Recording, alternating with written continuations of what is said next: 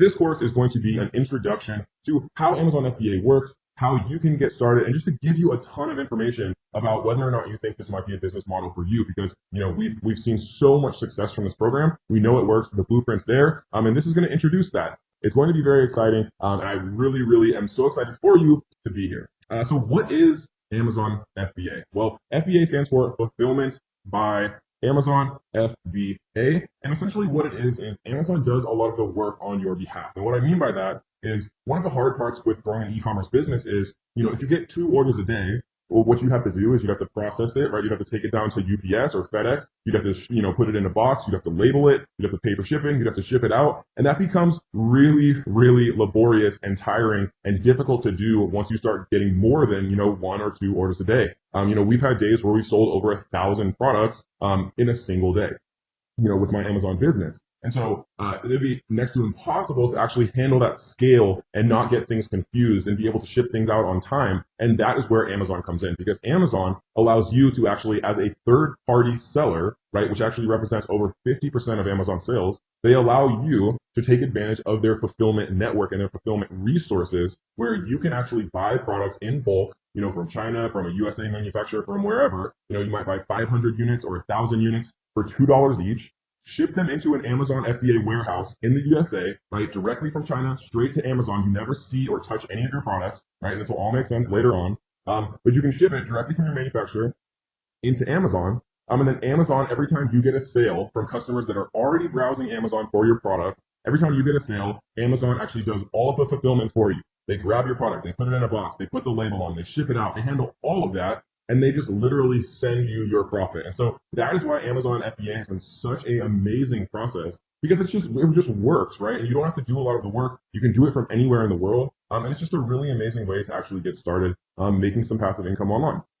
So there are 2 different types of plans, for Amazon FBA. But essentially, Amazon takes a 15% referral fee for you having access to millions and millions of Amazon's customers, right? The last I heard, over 82% of households have an active Amazon Prime membership, which is insane, right? 82% of households in the United States have an Amazon Prime membership. So you can sign up for free as an individual seller, right? You pay a per unit cost every time you sell something, or you can join as what's called a professional seller, where I believe you pay $39.99 a month. And then you don't have any per unit fee. So if you're just getting started, you can sign up as an individual seller. You can always switch it to a professional seller later on once you have some inventory and things like that. So that way you're not paying, any money while you're waiting for your units to actually ship in. You can sign up as an individual and always change it later on. You can sign up just with your own, as a person with your social security number and things like that if you want to, or you can sign up with what's called an LLC, which is a business. All right, what is up, y'all? So this video is going to be about examples of perfect products to sell on Amazon, and I'm going to explain exactly why they're perfect, right? Because it's very important to understand and be able to conceptualize and picture why these products are perfect to sell on Amazon, kind of in your mind, so that every time you actually evaluate kind of an opportunity, with Amazon FBA and when you're doing product research, whether or not you can kind of go through these steps in your head and say, okay, is this going to be a perfect product, right?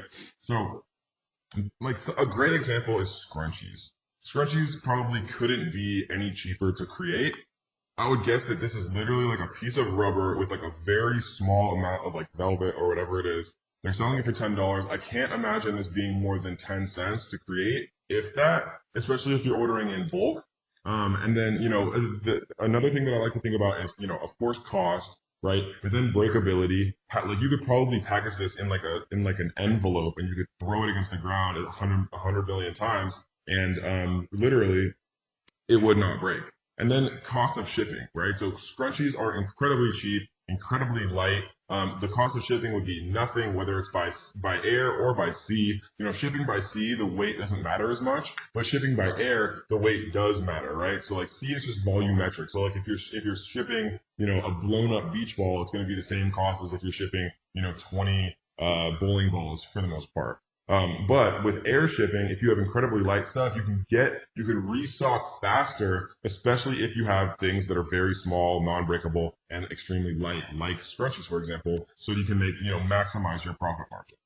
Another one that is a great idea, or was a great idea at a certain time, right? All the things that I'm showing now obviously are not the perfect products to sell now. I can't obviously reveal the perfect products to sell now, but these are a perfect example of a product that would be extremely giftable. I love gift products, gift style products for a couple of reasons. When you get a gift from someone, society has told us that it's taboo to return that gift. And so the return rates for gift items or giftable items is significantly lower than the return rate of, say, like an electronic item that people can't figure out, or they don't know how to use, or, it might break in transit and not work correctly, or, whatever the case may be. But if it's a giftable product, right, it's not going to be like that. And this is a product that I've actually sold before, Scratch Off World Map, and we were selling like, $30,000 or more a day, for all of December last year. And now like the overall kind of niche is much more saturated, and it's, not a great product to get into at this point. But when we got into it, it was an incredible product to get into. And we were selling, just silly numbers, in December, because everyone and their mother and their uncle and their aunt was buying somebody a Scratch Off map. And so that's the perfect example of a product that we are not going to restock. We're just going to let it sell itself out during this Q4 and during this December, and then we're never going to restock it. But we'll just make a stupid amount of money again this year, just like we did last year. So another example, right? These costs are like $1 to create if you're buying them in bulk. Sometimes like $1.70 or so to actually get it landed in the United States. And most of them are selling for, some of them are selling for $30, right? So a product that costs $2 that sells for $30, you're selling it for essentially over 15 times more than it actually costs to create. So it gives you a lot of kind of wiggle room when it comes to PPC, when it comes to, having really nice photos done and things like that. And the larger profit margin you can have, obviously, is better because it allows you to like make, smarter decisions about things, and that's always a good thing. So the ultimate example of the perfect Amazon FBA product at one point, right? It has the passion, it has the love, right? People are not concerned about price when they're buying a wedding ring replacement, a silicone ring, right? They're not concerned with price. Even though if you think about it, this probably costs a cent to make. This is literally a tiny piece of rubber. It's not breakable at all, right? It literally has, love and intrinsic meaning and emotional meaning. When people are buying things for their spouse, people that they love, their price sensitivity is incredibly low. This is definitely like a birthday present for dad, or a gift for uncle, or, whatever, I guess a gift for husband, or whatever the case may be, right? And it's literally tiny. You could fit probably 100,000 of these into like a carton if depending on how you packaged it. It literally is never going to break. It weighs probably less than an ounce, less than a gram, or whatever it is, right? It weighs nothing, very non-breakable, costs nothing to make, has that intrinsic value, has that emotional connection, meaning, and has the giftability, right? So this is like the perfect product to sell on Amazon FBA. So I just wanted to show you guys, 3 examples of perfect products to sell on Amazon FBA. So you can kind of get yourself in the mindset, okay, giftable, non-breakable, very light to ship, right? Has like that emotional meaning or connection. A lot of these things can play in, and that's not to say that every product has these. I have a friend who makes hundreds of thousands of dollars a month selling copper pans on Amazon FBA, which literally is like heavy, big, has no gift meaning or not much of a gift meaning. There's no emotional connection to a copper pan depending on who you are, right? But he still makes a ton of money. So, think outside the box, but this is the general kind of thought process that I like to kind of put people in to really get the ball rolling. We're going to go through the entire Amazon FBA lifecycle. Part 1, where we start, right? The beginning of the whole process is product research. Doing product research, finding a product that has, good revenue, that has between $7,000 and $30,000 a month revenue, generally is a good range. If it's slightly outside that, that's okay, right? But remember, refer back to the 5 steps of product research. Product research is part 1. You want to find something with, relatively high revenues, relatively low amounts of actual reviews, so there's not too much competition. You want to find something that is not trademarked, something that has a relatively high number of monthly searches, and something that you've actually verified is getting sales using the iTrack 999 cart trick method. And remember, you can rewatch all of Module 1. If any of that didn't make sense, as many times as you want.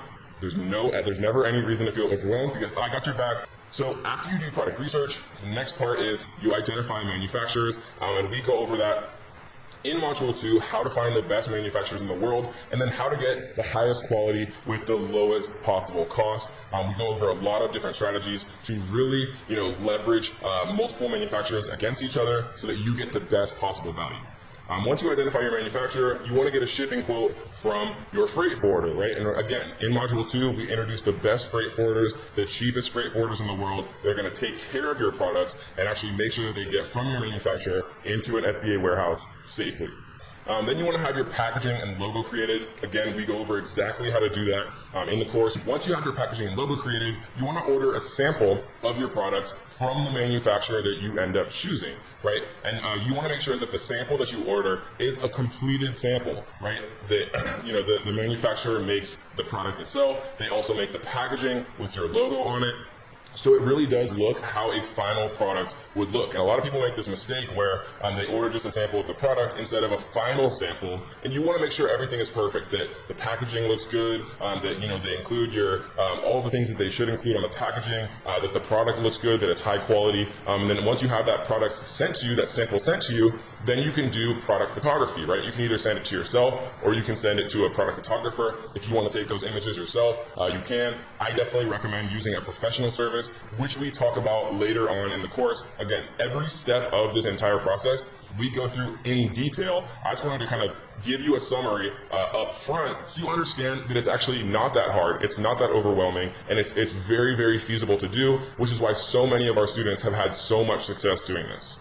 Then you want to create an optimized product listing. So a product listing is nothing more than what you see on Amazon every single day, right? Nothing crazy at all.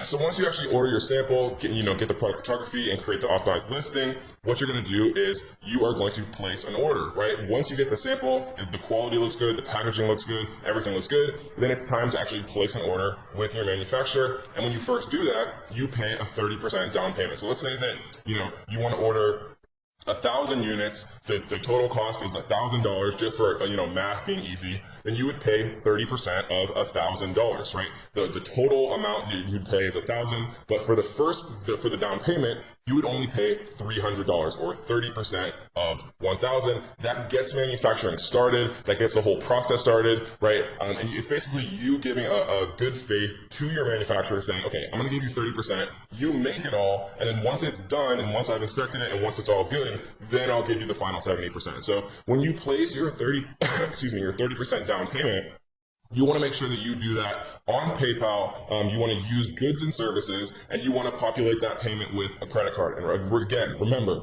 we're going to go through all of this in detail in the later modules. Don't worry at all. We're going to go through everything step by step. I just wanted to give you a holistic look. And then once you get the 30% down payment, they make all the units, and then when the manufacturing is completed, you get an inspection service, right? You can get inspection services for $99, super cheap. A third-party company comes in China, looks at all of the units, make sure that they're all completely good, that the quality is high, that everything looks perfect, and then once that final inspection passes, then you pay the manufacturer the final 70%, and everything is good to go, right? Once you pay that 70%, you tell your freight forwarder, which is the company that handles all the shipping, that everything's good. The freight forwarder picks it up from the manufacturer in China, and they actually ship it over to the prep center in the USA. One thing that's important to understand, which we're going to explain more in Module 2, is what's called FOB. FOB, right, or FOB shipping, basically means freight on board. If your manufacturer themselves are going to ship the products from the floor of the manufacturer once they're completed to the port in China, then the manufacturer is going to charge you a fee to do that, right? Because they're handling that element of the shipping. If you want to just make it super easy, just tell the manufacturer, no, once the products are complete, my freight forwarder will pick them up from the factory and then take them all the way to the FBA warehouse in the United States. If you'd rather get a freight on board quote, which means that the manufacturer is going to ship them from the manufacturer to the port in China, and then your freight forwarder is going to take over, then you would pay the manufacturer a very small fee to handle that small amount of shipping from the factory in China to the port in China, right? But again, to simplify things, once your products are actually completed, then just say, hey, freight forwarder, my products are done, they're at this factory, but they need to go to this warehouse. handle it, right? Shipping is something that I never want to deal with. So that's why I found the best freight forwarders in the world. That's why I share them with you. And that's why they can handle all of this for the best prices in the entire world. So once you inform the freight forwarder of the completed order, the product is sent to the FBA prep center, and then there's things like PPC and product giveaways, but those are good things, right? That means that your product is actually selling. That means that everything is going good. That means you're getting your product from obscurity to page one. Using services like Sonbase, using services like Pageoneify, all of which we talk about in the course. And now, congratulations, you are officially an Amazon seller making sales. So, yay! Again, I wanted to make this for you guys to make it super simple. Product research, find a manufacturer, get a quote from the freight forwarder to ship your products from your manufacturer to the USA. You have your packaging, your logo created. You order a sample to make sure everything looks good. Once you have that sample, you have a product photographer take beautiful pictures of it. You create an optimized listing. Once you get your sample, everything's good. Then you place an order with your manufacturer. You pay 30% down payment to get everything started. Once your manufacturer is done manufacturing everything, then you get an inspection to make sure all the units look good. You pay the final 70%. Once everything's done, you've paid, your freight forwarder picks it up from your manufacturer in China, gets it to the FBA warehouse in the United States, and then you are now officially an Amazon seller, ready to start making sales. This is the fun part of the course. This is Amazon FBA product research. This is where the magic happens. This is where the money is made. So we are going to be focusing on viral launch for much of this course because it is the best software available now, right? Originally it was Jungle Scout and now viral launch has just really been exploding and expanding, and their team is very passionate and they're just doing very big things. The main tools that we are going to be using for Amazon FBA product research are going to be called market intelligence and product discovery, right? We see that for $59 a month, you can get product discovery. If you pay monthly, annually, you can get market intelligence, sales estimates in the Chrome extension, and product discovery. You can get this all for $49 a month if you pay annually, or you can get it for $59 a month if you pay monthly, right? And so for our purposes, guys, all we need are these first two, right? Viral Launch is incredibly good at product research. For keyword research and all of this, we are going to save you guys some money, and we're going to recommend another tool when we get to it. But for most of the stuff that we're going to be doing for the entire course, right, as far as product research, photos, a lot of different things, Viral Launch provides the best service. The main things we're going to be concerned with are market intelligence and product discovery. As you can see, you get all of that for the intermediate pricing. Or if you want the category search, which is helpful as well, you can pay for the $79 a month option. But for most of us, right, what's going to be the best kind of deal is either intermediate or advanced, right? So one of these two. I generally recommend people who are serious about this to just go ahead and grab the advanced option. So this video is going to be kind of an introduction to what Viral Launch looks like. In how to reframe your mind. When I mean reframe your mindset, I mean going throughout your day, everything that I see and everything that I interact with, I think about Amazon FBA. And maybe that's unhealthy, but it's helped me become very successful selling on Amazon FBA. Like, for example, I'll go to like a Mexican restaurant and I'll see that like little rubber mat that like they have in the kitchen that people stand on that food falls in, right? Like a restaurant non-slip mat. Or I'll see like a little menu holder, like an acrylic menu holder, and I'll think to myself, can I sell that on Amazon? And you just take notes on my phone all throughout the day, and then I come back and I check on these products via Viral Launch to see if the landscape is competitive, right? We're going to look at how many monthly searches are they getting? How many reviews do they have? How many people are trying to sell this product? Is there room for improvement on this product, right? What are the negative reviews saying? Could I improve the quality of the product? Could I add something to it to bundle? And don't worry, we're going to talk about all this much more in depth as we move throughout this module, but it's just important to kind of get your mindset in a place where you're thinking about Amazon FBA, throughout your day-to-day life, because sometimes the best ideas will just come to you, right? So this is product discovery, guys. We can see right here, if we go to search, there's a couple of options up here. There's the normal product discovery, right? And what this means is you put in the categories you want to see. You put in, okay, I want to see products that have a minimum of $10,000 a month revenue. that have a minimum price of $15, that have a minimum review count, or excuse me, a maximum review count of maybe like 50 or 100 reviews or whatever the case may be. And you press show products and it shows you, right? Keyword, actually, you can choose the category. Similarly, you can choose the the maximum review count you want to see, the minimum average monthly revenue of all the products you want them to show you. And then instead of showing you actual exact products, they show you keywords, right? And this is one of my favorite ways to use Viral Launch. And we're going to talk about all of this much more in depth. This video is literally just meant to introduce you to like all that's available to you and all of the advanced filters. This is really where, you can kind of differentiate yourself from everyone else searching and really find the true diamond in the rough product. So we're going to focus on, how I use these a lot in a little bit. And then brand. So brand shows you actual brands that sell on Amazon. Obviously, like Nike is a brand, but they're not a brand that we'd ever want to compete with, but it's just an example of a brand. It shows like little companies that sell tea or, people that sell supplements or whatever the case may be. And you can jump very in depth on those brands and look at, their sales history, if they're improving or going down or what's kind of going on, and gives you a lot of ideas about what you could potentially, if you could potentially compete or create a product similar to what that brand is selling. And then category obviously shows you, in-depth categories, and you can take a look at things related to the categories themselves. So this is product discovery. This is a web app, right? You use it in by itself in a website right here. Market intelligence is actually a Chrome extension. So for example, if we come into Amazon and search garlic press, we would press this little button after we install the market intelligence Chrome extension, right? And it would show us all of the top sellers on page 1, right? So it's showing us Alpha Grillers is on page 1. They're doing about $22,000 a month, selling at $9.97, which means they have 2,255 sales every single month. We can see how many reviews they have, their review rate, right? Their review rating, like what their average reviews are. A lot of different stuff we can really see here. We can even see net profit estimates, but these are very, very inaccurate in all software, right?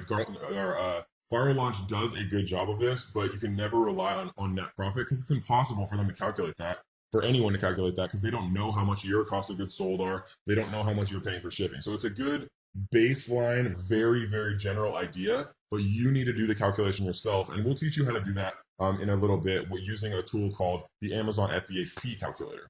So this is the market intelligence Chrome extension, right? It's incredibly necessary to have both the product discovery and the market intelligence, right? The web app and the Chrome extension, because we're going to be using them all the time. If you want to go monthly, do monthly, right? If you want to go annual, do annual, but we're going to need it. It's one of the most important parts of the entire process regarding Amazon FBA, and we're going to be using it in all the rest of the videos throughout the entire course, and we're going to show you some really, really cool tricks how you can find products doing $10,000 a month, $20,000 a month, or even, $30,000 or more every single month, and how you can actually enter that market and make a bunch of profit.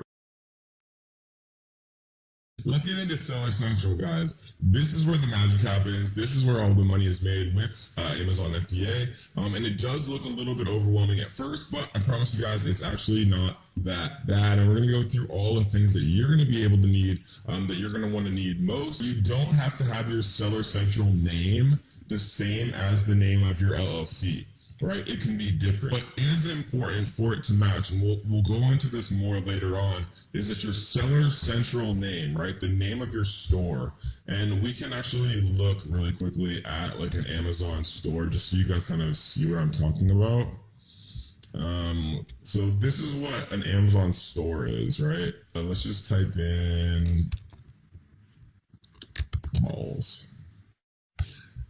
What you'll see is the name of the actual seller right here is Click and Play, right? And so that does not necessarily mean that their LLC is called Click and Play. It could, but it doesn't mean that. What's important is you want your Amazon Seller Central name, which you set up when you sign up for your account. You want that name to match what you trademark. And so they probably are going to trademark like Click and Play products, right? Like the actual word mark, which again, we'll talk about later on, so don't worry about it. But what this allows you to do is it gives you protection if your Seller Central name matches your trademark. If people are trying to hijack onto your listing, again, which we'll talk about in a little bit, It just makes things easier. When you register for a trademark, it allows you to get brand registered. It allows you a lot of protection against, scummy people who want to do you wrong on Amazon. If your Amazon Seller Central name matches your trademark. So don't worry about any of that right now. Remember, we're going to go through the entire course before we actually do or implement anything so we don't make mistakes. But it's just something to keep in mind that you want your Amazon Seller Central name to match what you're going to eventually file a trademark for to protect yourself from people that are trying to do you wrong. So this, guys, is Seller Central.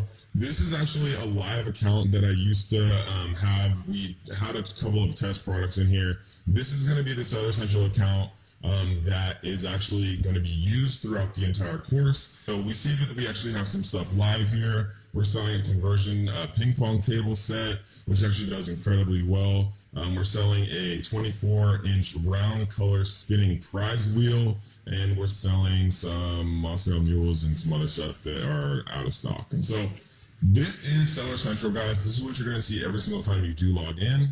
And so most of the stuff that we're going to be using, guys, is in the manage inventory right here, right? This is where you add products. This is where you add variations. This is where you do a lot of stuff that we're going to talk about a little bit later on.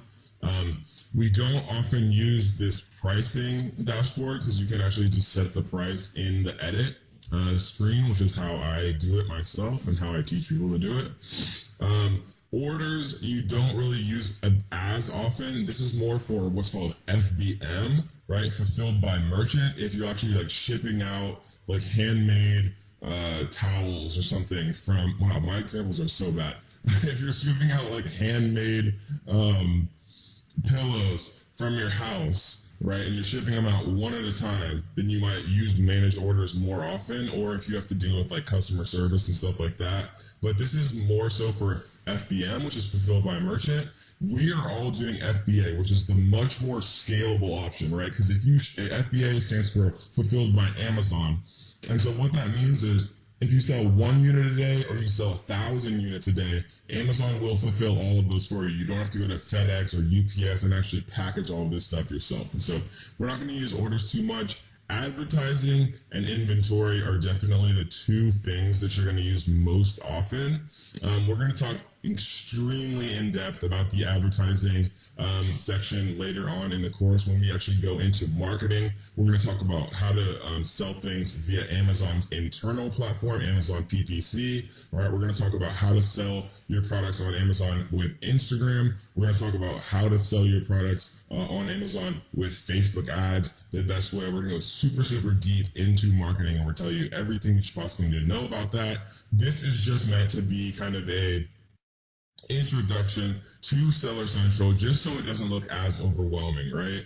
And then obviously you have some reports here, which we're going to talk about later on, and then performance if you ever have any issues like with your account or claims or anything like that. And so that, guys, is the overall kind of little tutorial. Really quickly, I want to jump into the edit section because, again, this does look a little bit overwhelming for people when they first start out, but it's actually not that bad, right? So this is where you put your title, very simple. This is where you put your manufacturer, your brand name, things like that. If you have any variations, but variations aren't available for this category, this is where you set your offer. If you want to put a sale price, right? If you want to say, well, it's normally $250, but we're going to have a sale price of $199, right? So Amazon would show a strike through here, and this would be the final price that your customer would pay. Most of this stuff is inapplicable to these type of products. Like if you're selling things with lithium ion batteries and things like that, or if you have applicable dangerous goods regulations, right? But that's obviously not applicable for a ping pong table. This is where you put your images, very self-explanatory, obviously. Your description, right? These are kind of like the bullets that show on an Amazon listing and things like that. And so this is where you put search terms and things.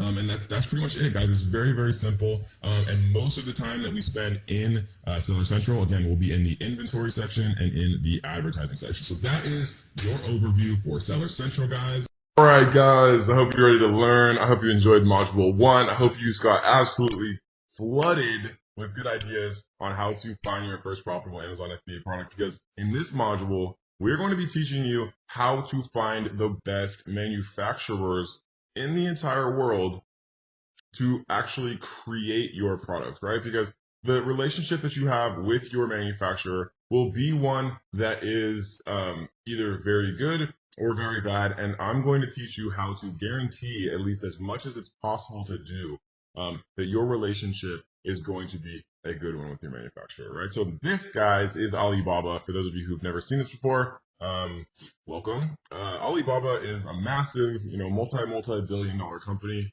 created by Jack Ma and a bunch of other people. This is most of the things that you see in your house right now.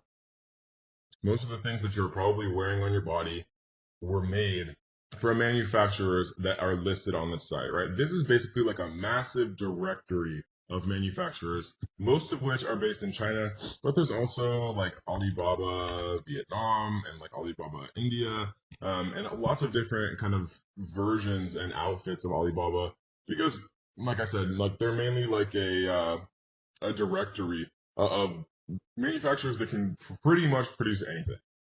So, you could do Alibaba Vietnam, Alibaba India, but most of the time I just use normal, good old fashioned Alibaba.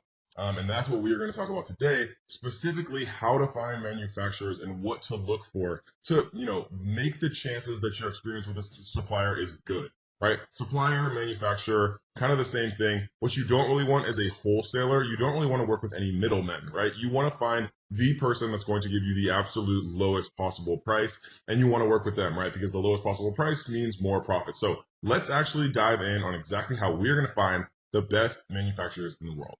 So the first thing that I like to do is actually change this little thing right here, right? Because if you do by products or by suppliers, two things are going to happen. If let's, for example, say that I want to look up someone to make coffee mugs. If I type in coffee mugs, there's going to be literally 251,102 results for coffee mugs, which is absolutely insane, right?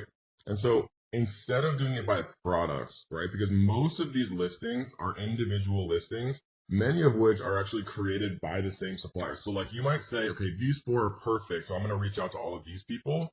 But what you might find out is you're sending 4 different emails to 4 different listings, but they're all going to the same supplier.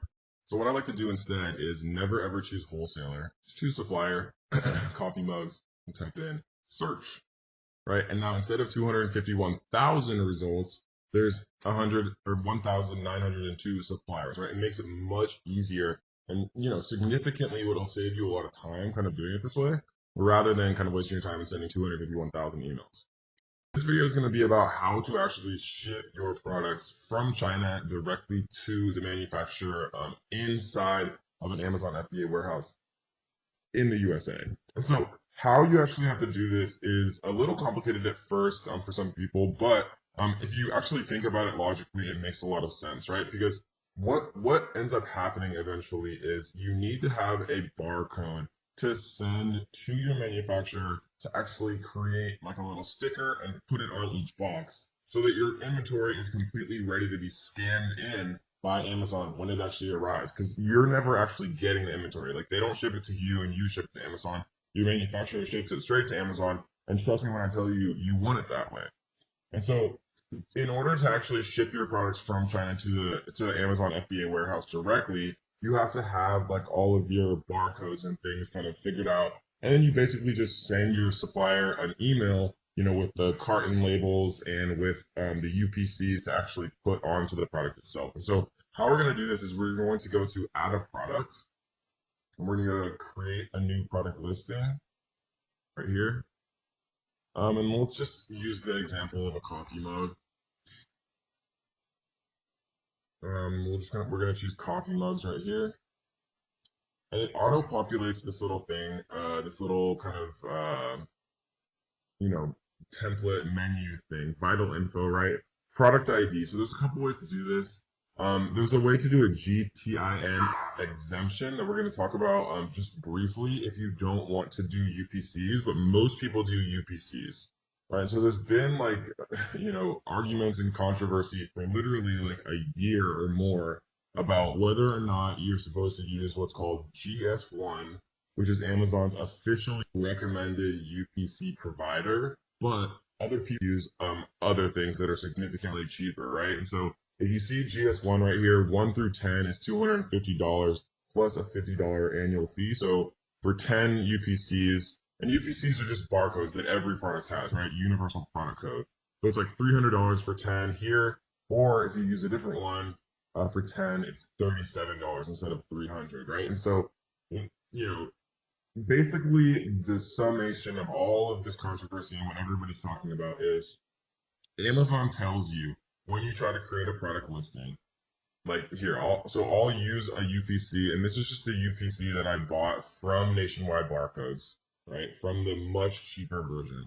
When I paste it in here, it says the validity of a product ID is checked against the GS1, GEPI, and ISBN databases. If your product ID is not registered with GS1, then the linked ASIN will be suppressed, and it may result in removal of your product creation privileges, right? And so this is basically a warning that says not to do it and that you should use GS1. If you want to err on the side of caution, right, use GS1. I personally still use Nationwide Barcode because I have, a bunch of them that I already bought, and it's literally like 10 times cheaper for Nationwide. And Amazon still allows me to create product listings using Nationwide barcodes, the cheaper barcodes, right? And I think it's very, very unlikely, personally, right, that Amazon is going to go and retroactively, mess around with listings that have used Nationwide or any of the other millions of UPC services, because it would just destroy their catalog. But if you want to err on the side of caution, right, then just get GS1 barcodes directly and pay the $300 and for 10 UPCs. And then, in the grand scheme of things, $300 is not that much money for, the ability to list 10 UPCs. Or if you want to save a little bit of money and, live on the wild side like me, then use nationwidebarcode.com. And these are actually purchase barcodes for Amazon. So if we come to the actual site itself, then you'll see barcodes for Amazon right here. And then it says the pricing right here, and you just choose how many you want, and that's it. So it's pretty easy. So the safe way is GS1 for 300. A little bit less safe way, but the way that I personally do is Nationwide barcodes for 37.50. And I'll continue to use Nationwide barcodes until Amazon literally does not allow me to create a product listing without using GS1. If they ever force me to use GS1, then, because at the time of making this video, you can still use and create Nationwide barcodes. We're doing it every single day. But Amazon may eventually, right, and I want to make sure you guys always know what to do. Amazon may eventually force you to use GS1, and then you'll just have to pay the more expensive price. Or, if they force you to use GS1 and you don't want to pay the more expensive price, you can research what's called a GTIN exemption request. We're not going to go into that because most people don't need it. But if they force you to do the GS1, you really can't afford the GS1, then just Google search or YouTube search how to do a GTIN exemption. It's a little bit more complicated, but it's a way that you can avoid paying the GS1 pricing if you really don't want to. Okay, cool. So we're gonna make this. We're just gonna say coffee mug for mom. We're gonna say the brand name is Coffee Mugs, Freezies. The offer, and this isn't that important right now, because all we're doing right now is creating a listing so that we can actually get what's called the FN SKU, right? Because the FN SKU is what we're gonna have to send to our supplier.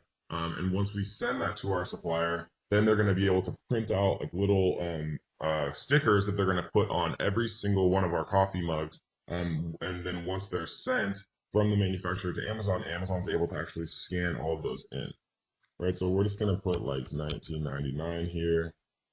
We're going to put new. And the fulfillment channel, I want Amazon to ship and provide customer service for my items if they sell, right? This is Amazon FBA. I want to ship this item myself. This is Amazon FBM, right? Fulfilled by merchant. So we're going to save and finish here. Your listing is being created. This process may take up to 30 minutes. Please check back and change your listing fulfilled by Amazon at that time. So we're just going to press continue. Right, and I'm going to pause the video really quick, and then once it's actually up, then I'm going to show you guys the next step. All right, guys, so here's the listing that we looked at. So if we click this one right here, then we can do action on. And what we're going to do is, normally you do print item labels, but sometimes it gives you an error, right? So no items submitted. I wanted to show you guys that because I've just had so many students ask me about that particular error. So what we're going to do to fix that is click this little checkbox and then go to change to fulfilled by Amazon. Even though I know we selected that to start, it's like this weird thing that just happens. So what we're going to do is we're going to go to convert and send inventory and save and continue.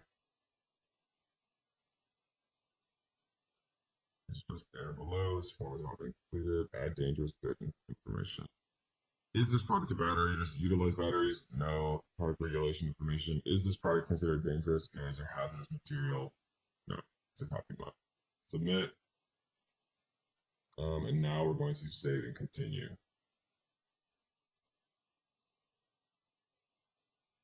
So now what we're able to do, right, and we're going to actually go back into inventory because I'm going to show you guys how to actually send inventory in a second, because this is how you get what's called your carton label. So two things that you need to send to your manufacturer at the end of the day are your FN SKU, right, which is basically just like a little barcode like you see on any products, right? That's one thing.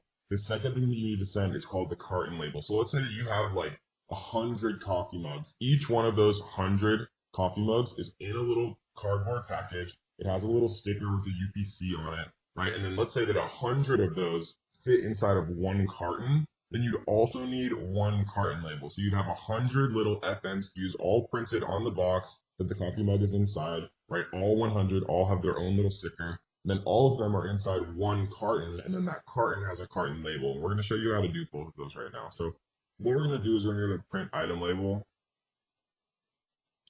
And what we're going to do is go to print item labels right here. And so this is going to download something. And so we're going to send this to our manufacturer. And this is the little barcode right here that allows Amazon to actually scan this. So we're going to save this to our desktop. We're going to call this coffee mug FN SKU. And this is one of the two things that we need to send to our manufacturer. This is what goes on each individual cardboard packaging for every single one of our products. And so the next thing that we're going to do is we're going to go back to inventory here, and we're going to we're going to click this little box, and we're going to go to send replenish inventory. And this is going to open up the workflow for actually creating carton labels and telling them, what's going on with the shipping plan. So the two different things here, and I want to actually bring this up. Individual products, if your shipment consists of individual items with different SKUs and in different conditions, it's almost never individual products because it would be very strange to put different products in like the same cartons and things like that. Case pack products, if your shipment consists of cases previously packaged by the manufacturer that contain identical items with matching SKUs in the same condition, excuse me. So we're going to click this and we're going to go to continue to shipping plan. And what we're going to do is we are going to actually fill this out. So your supplier is going to be able to tell you how many units are coming, per case. They might say, yeah, well, okay, so 48 units fit per case, and you guys ordered 200 or whatever the case may be, so there's going to be a number of cases, right? So something that I like to do actually, and this is a good little note to take down, is you want to ask up front how many units are going to be in each case, right? Because and the reason that I say that is because if they say 48 units fits per case, but you order 200 units, then there's going to be that awkward 48 times 4, right? So there's going to be like 8 missing units, and then it just gets a little tricky. Instead, order 48. If they say there's 48 per case, right, or per carton, then order 48 times X, like the number of cartons that you want to reach that number that we taught you how to do when you're actually inventory forecasting and choosing how many products that you want to sell to be able to sell, and factor in giveaways for that 90-day or that 3-month period. So let's just assume that they said there's 48 units per case. And let's say that we wanted to buy, 48 times 4, then there would be 192 total units here. Your supplier is going to be able to give you the measurements in inches. I usually just keep it inches. They usually give it to you in centimeters, but I'll do inches. So let's just guess that it's 12 inches by 4 by 6 or something like that, right?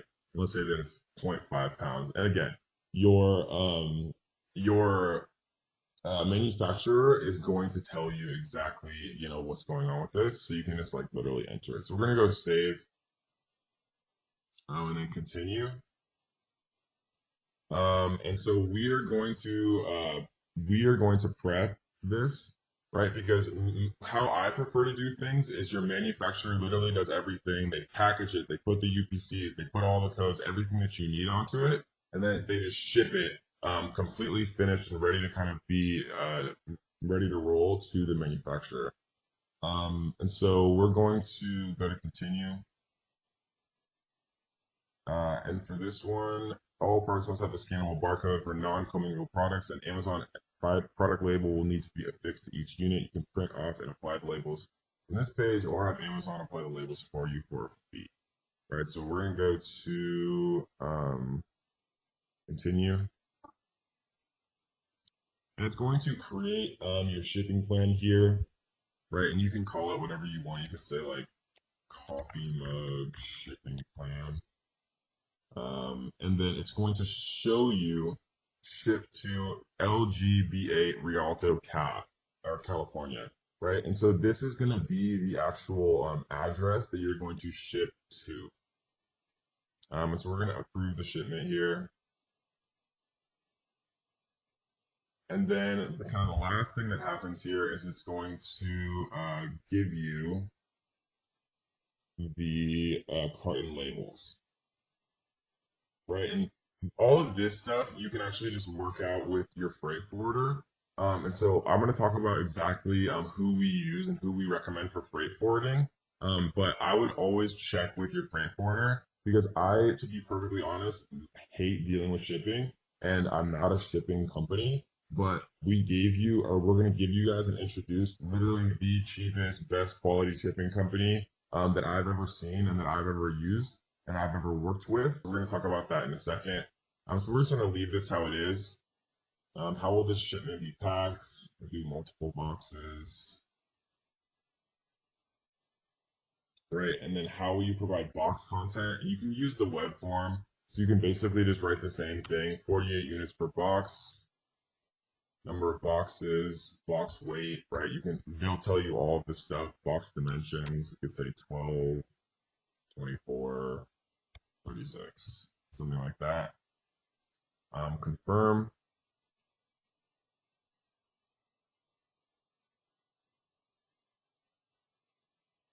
So you can calculate the shipping charges here.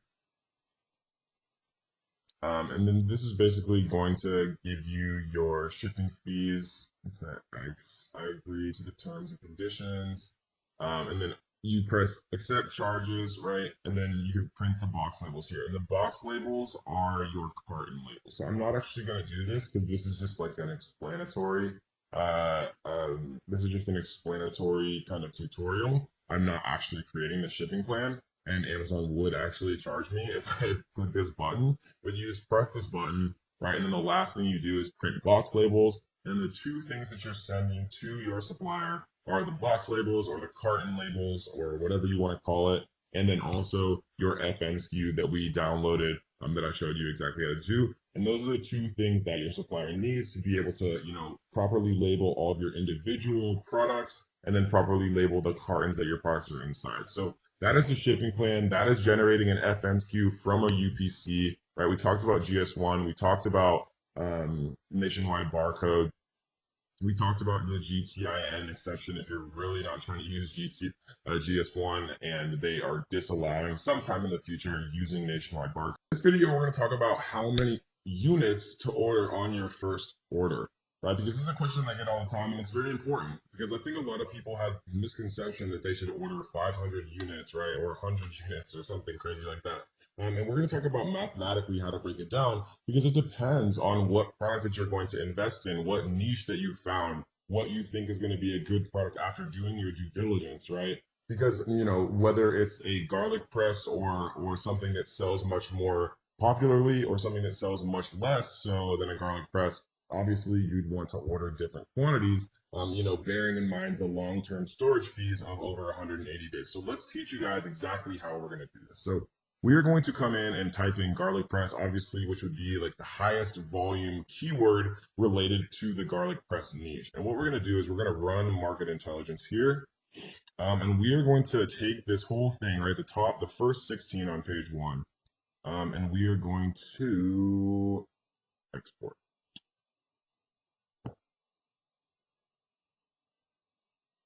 All right, we're going to open this up and let's take a quick look, right? Because what we're concerned with here is monthly sales. So monthly sales added up right here is 14,720. 14,720. So what we're going to do is we're going to open up a calculator and we're going to type in 14,720 and we're going to divide by 16. So that means that the average seller on page one sells 920 units per month. So if we divide that by 30, right, we see that they're selling about 30 a day on average, right? So if they're selling 30 a day on page one, what I like to do, guys, and this is a general rule that I follow. You never want to be in stock longer than the 180-day long-term storage mark, because I showed you guys that the fees get like 20 times more expensive, and it's just crazy, right? You never want to be in stock less time than, I would argue, about 3 months, right? And the reason for that is because to get products made and to get them shipped from China on a ship available for sale in a warehouse in Amazon, I've found takes normally at the maximum about 3 months to do, right?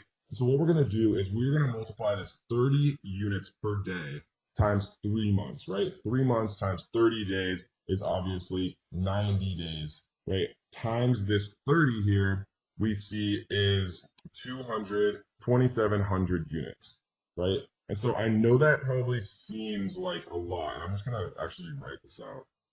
30 units per day times 90 days. Right? So 2,700 units probably seems like a lot because people have like this weird misconception in their brain that they want to do 500 units to start. But I've seen this happen so many times, like even with my students, because I know it's like hard and you have to, have a lot of faith, especially to invest more money and more units. But if you do your due diligence correctly and you're actually like eye tracking and doing the 999 card trick on like as many of these people as you possibly can, right? The way that I just showed you how to do is the fast way. It's how to calculate an average for sales. But if I was going to invest money, I would be checking, at least like the top 5 with the iTrack 99 cart trick method, because that's true source from Amazon sales data. And if you can get 5 of these guys into your iTrack and you can tell, okay, they had 100 yesterday, they have 70 today, they have 40 tomorrow, then they're obviously selling 30 a day. If you know for sure from the iTrack and the 999 cart trick method on like a niche that you're going to enter, I feel 100% confident making this calculation. I feel 75% confident using market intelligence. It's the best piece of software, right? I trust them a lot from a sales perspective. And if you average out everybody on page one, it gives you a better idea of what's going on. And if you want to be super slick with it, you can exclude these little ones right here that are review outlier and sales outlier. So we see that they have 3,700 and everyone else has significantly less right here. And so, generally I'd like to err on the side of caution. And so I would probably take out like the top maybe 2 from a sales perspective that are high, and I might take out like the top 2 that are low. So we see that that one is pretty low, and we see 220 is pretty low. So if we do this, and we export it, and this is like erring on the side of caution. I prefer to err on the side of caution, to be honest. We see now that I don't think those actually got removed. So this is or blue, so we'll just remove it manually. Or blue, Uber Chef, delete, and we'll delete Alpha Grillers, which is actually kind of sad, to be honest. And finally, we'll delete Sunkuku. Sunkuku. Okay, cool. So let's recalculate this and see how much it changes the average. So monthly sales, right? So now our new number is 8,256. 8,256. And we see that there is 12.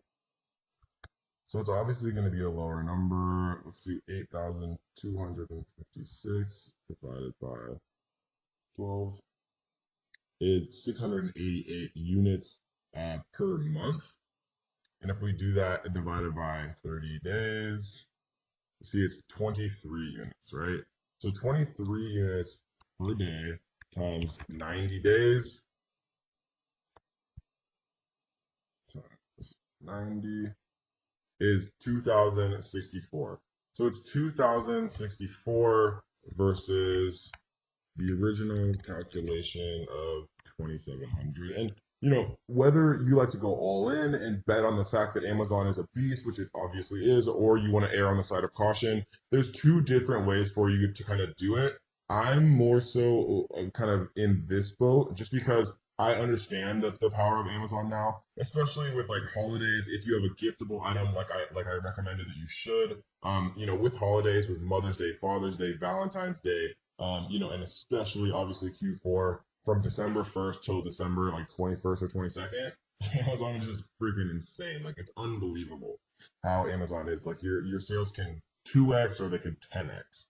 Um, and so this is generally how I like to do it, guys, when I'm kind of doing my calculations on how many units to order. The second thing to bear in mind, let's actually err on the side of caution. Let's decide that we chose 2,064 units, right? Because that's the 23 per day times 90 days.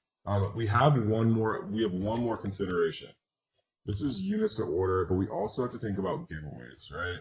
And what giveaways are is the way that you artificially boost your listing to page one. And things have been changing a little bit, but I really don't think that Amazon's going to be able to get away from giveaways. Giveaways are probably either going to stay similar to how they are now, or people are going to have to figure out how to sell their products at full price. And then people are going to be reimbursed on PayPal, and the same type of like sales velocity is going to happen. And if this sounds like complete gibberish to you, don't worry, because we're going to talk about this really in depth in the launch module of how to get your product to page one, because it's a super important part of being a successful seller on Amazon. So these are the 2,064 units, but we actually have to think about one more thing.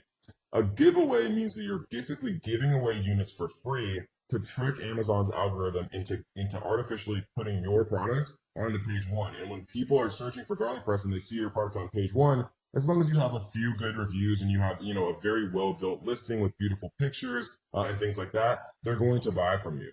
And so what we have to do is do 7 days, right? Because most giveaways last between 3 and 7 days. I like to err on the side of caution here.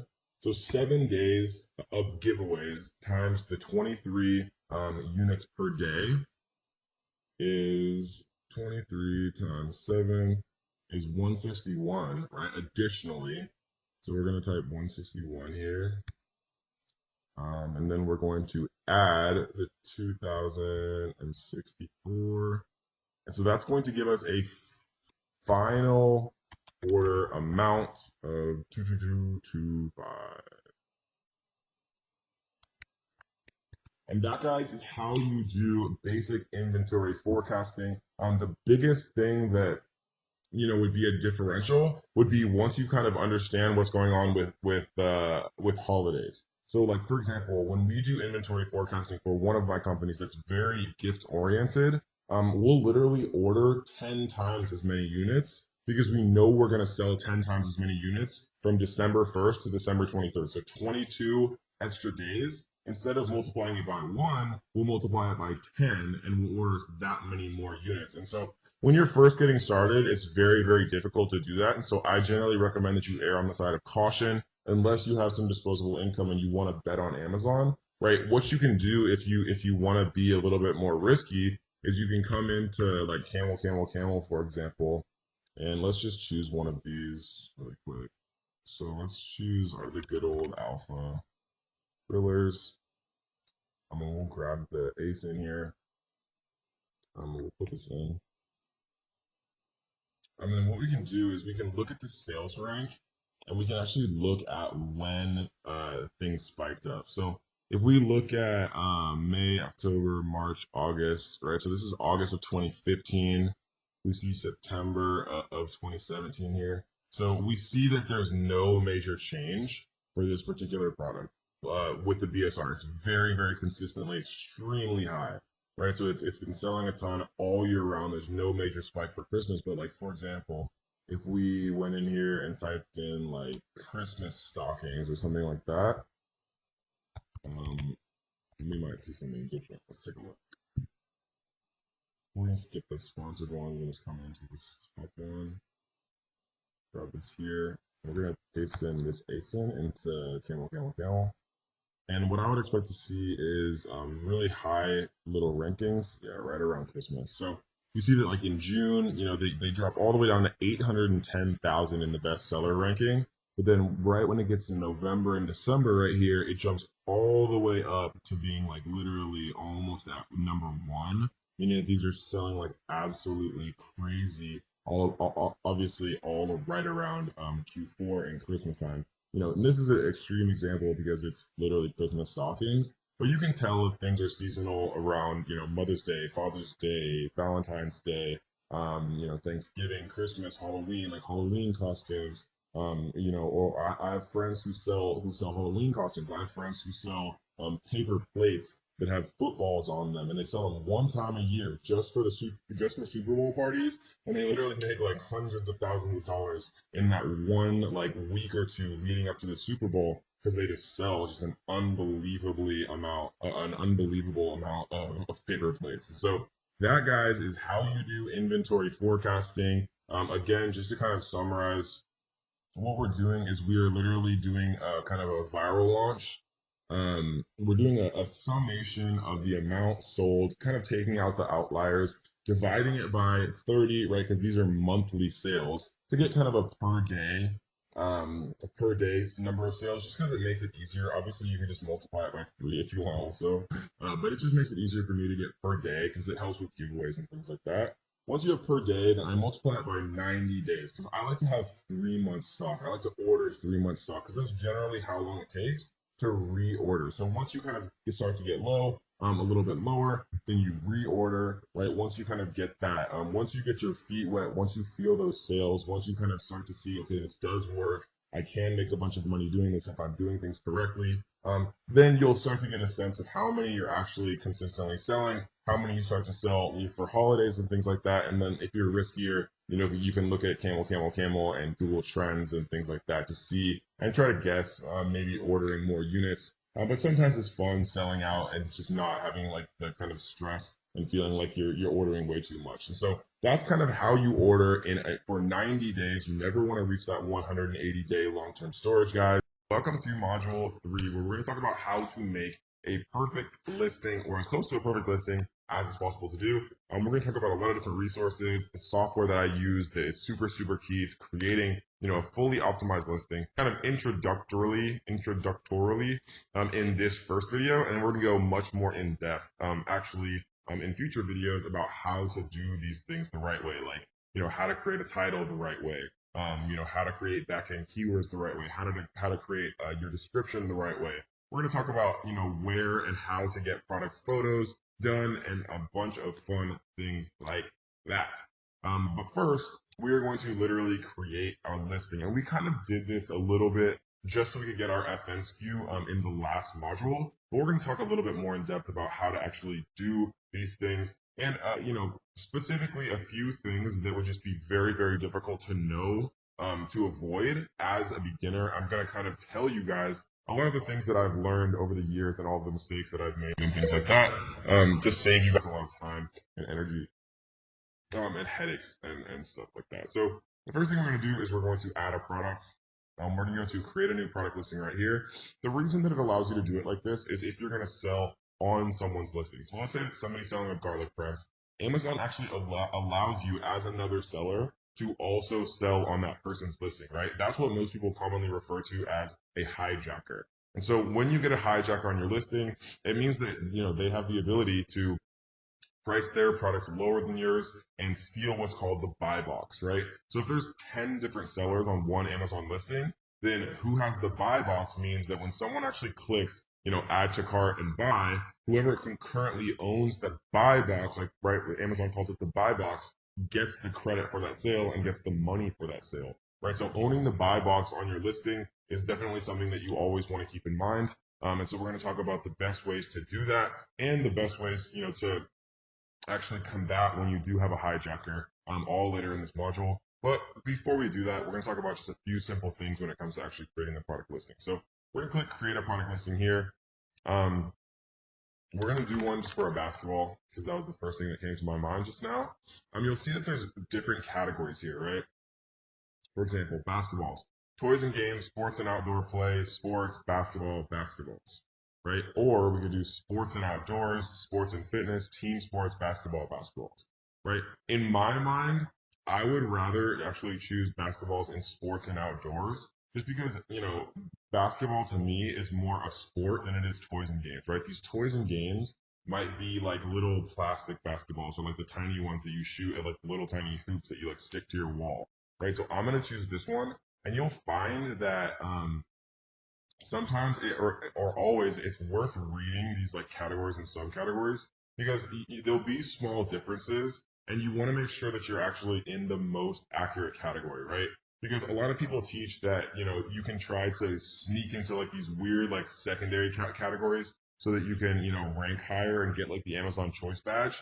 But Amazon has gotten so much smarter about this over the years that trying to outsmart Amazon by misappropriating where you actually should be categorizing your product in the long run is never going to benefit you. So how I teach it now, and I won't lie, like years ago it was better to try to like game the system and rank higher in like weird categories, get the Amazon search badge, and then switch your what's called a node, subcategory node. But Amazon has gotten much smarter and they don't allow you to do anything like that or change your subcategory node. So what we're going to do is just choose the most a fitting selection here as far as categories. It's going to pre-populate us a listing right here. Right, so product ID, we're going to use a UPC here. And I already have this pasted. These UPCs I actually purchased from nationwidebarcode.com.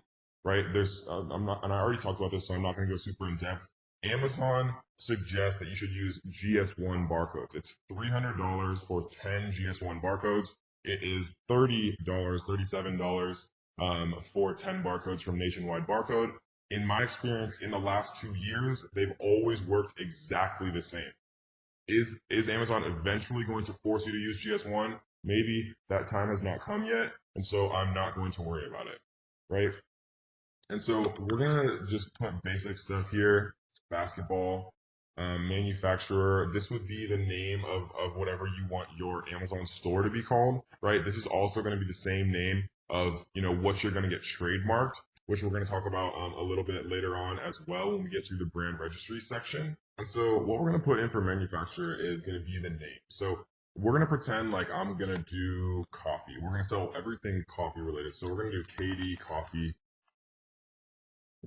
KD Coffee. We're going to change this to Coffee Grinder. So KD Coffee. This is going to be the name of our Amazon store, right? So like a little link that's actually highlighted that you can click on and you can look at their product portfolios and things like that. This is also going to eventually be what we trademark. So we want it to be something, meaningful to us. So Coffee Grinder, we're going to come back and actually recreate this product name, right? Because this is going to be our title. Variations we're not going to touch for now. Price is actually very important because Amazon has this thing called price band restrictions. And what a price band restriction means is if you set a price originally for your product, and there's other factors too, like the average price of your competition, but it's not as heavily weighted as your initial price you set. If you set a price at like $19 and then your product starts selling like crazy and you want to raise your price to like $49, Amazon won't let you do that. Okay? So the smart thing to do is set this original price at the most you could ever imagine selling your product for, right? And we've sold coffee mugs and wine glasses in the past during the regular year for like $14.99 or $19.99. And sometimes because of supply and demand, and because we were stocking out and things like that, we would raise them to just crazy prices like $69.95 or like $79.95, literally like 4 to 7 times more expensive. And so now every time that I'm setting an initial price, because you can actually lower it, but you can't raise it. So for a coffee grinder, and I'll literally open up Amazon here. Let's type in coffee grinder. I don't know why I'm spelling.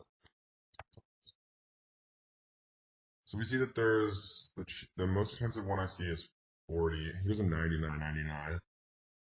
Here's 139. So I see 139. So let's see what their actual price is. This is probably the sale price. So this is their actual price. They set the price up. Okay, so what we're going to do is we're going to set it at 139.90. And we're going to save it as new.